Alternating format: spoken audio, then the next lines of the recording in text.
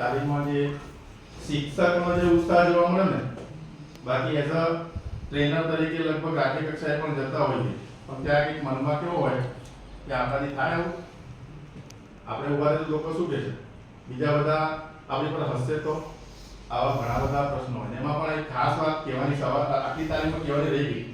અત્યારે જે ડિજિટલ જમાનો છે ને, એમાં તમે મોટા ભાગે જોયું કોઈકના વોટ્સએપ ગ્રુપમાં કોઈકે સારી પોસ્ટ મૂકી હોય અથવા તો ફેસબુક પર મૂકી હોય ને, તો આપણા મનમાં એક લાખ વિચાર આવે, આને થંબ આપું કે ના આપું કે ના આપું. એનું કારણ એક જ છે કે મોબાઈલની ડિવાઇસમાંથી જે કંઈક નોલેજ ને જ્ઞાન આવે ને, એ આપણા મગજમાં ફિક્સ થઈ જાય છે, ડાઉનલોડ થઈ જાય છે. આપણા અનુભવો જે નેચરલ હોવા છે એના બદલે ડિજિટલ અનુભવો અત્યારે આપણે અંદર નાખતા હોઈએ. ત્યાં પછી પેલો વિચાર આવે કે તાલીમ એટલે શું, એની વ્યાખ્યા આપણા મગજમાં ફિટ થઈ. કોઈને કીધું હોય કે આ જવાનું તાલીમમાં તો છે ને આમ જ હતું, આગળ નથી જતો.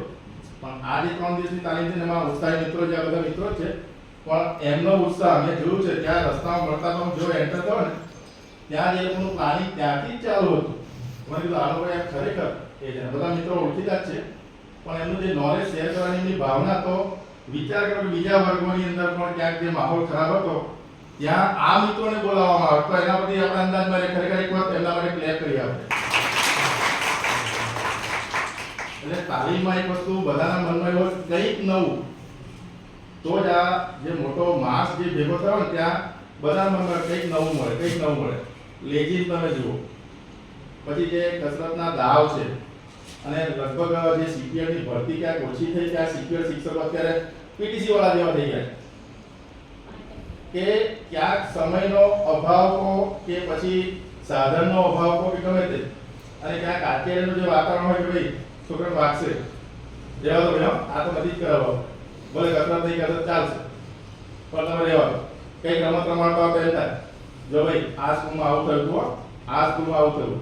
પણ આ મિત્રોએ જાતે જે બતાવ્યું, જે કૂદકા મારે આખું ધાબુ હાલતું હતું. નીચે જે અમારા છોકરા મળી આવ્યો કે તમારા વર્ગમાં ઘરે છે શું, એમ તો તમે પણ આવી જાઓ એટલું. એટલે ખરેખર હું દિલથી કહું કે આ મિત્રોની જે મહેનત છે ને ખરેખર સરસ છે, અને હું તો આગળ પણ તમે આવી પ્રગતિ કરતા રહો.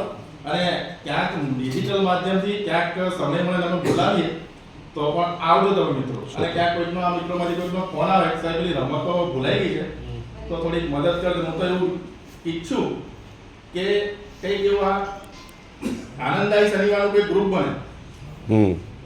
નંબર તો તમને અહીંયાથી મળી શકે, અને એવું લાગે તો તમે ક્યાંક કોઈ ગ્રુપમાં શેર કરો ને, જેને પણ રસ હશે ને એ આનંદદાયી ગ્રુપ વાળામાં જોડાશે. અને આમાંથી તો હું એવું નથી ધારતો લગભગ બધા જોડાયેલા છે. એટલે આવું કંઈક કરો સાહેબ. છેલ્લે ખૂબ ખૂબ અભિનંદન.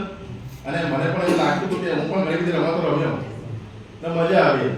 તારીખ ખરેખર એની વ્યાખ્યા મુજબ આવી જ હોવી જોઈએ. તો ફરી પણ જ્યારે પણ બોલાવીશું તો અમે એવી ખાતરી આપીએ કે તમારી તાલીમમાં અમે પહેલા આવીશું. Thank you very much.